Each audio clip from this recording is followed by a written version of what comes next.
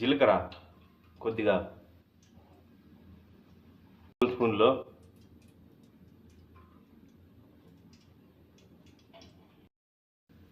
తరిగిన వెల్లిపాయ ముక్కలు బాగా ఫ్రై చేసుకోవాలా.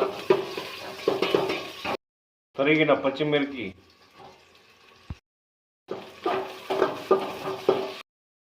అలాగే తరిగిన టమోటా ముక్కలు,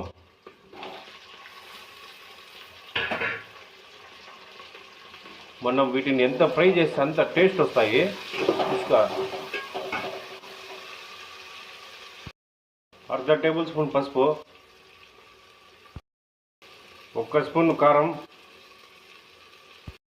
తగినంత రాళ్ళుప్పు బాగా మిక్స్ చేసుకోవాలా. అల్లం వెల్లుల్లి పేస్ట్ వేసుకొని బాగా ఫ్రై చేసుకోవాలా. మనం బియ్యం ఎంతైతే వేసుకుంటామో అంత 2 ఇంతలు నీళ్ళు పోసుకోవాలా.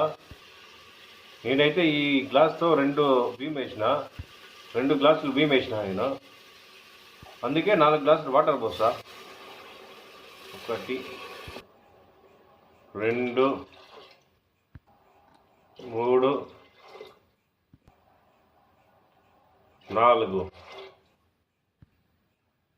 ఈ ఎసరు అనేది బాగా మిక్స్ చేసుకోవాలా. ఇలా బాగా ఉడికాక బియ్యం వేయాలా. వేసేయాలన్నీ. ఈ బియ్యం వేసిన తర్వాత బాగా మిక్స్ చేసుకోవాలా. ఒకసారి అయితే మిక్స్ చేసుకోవాలి ఇట్లా, ఎందుకంటే కింద అంతా మాడిపోతుంది. మాడకుండా మిక్స్ చేసుకోవాలా. ఇటువంటి కుష్కా అయితే రెడీ. సర్వ్ చేసుకొని తినేది అంతే. మాది బాకీ.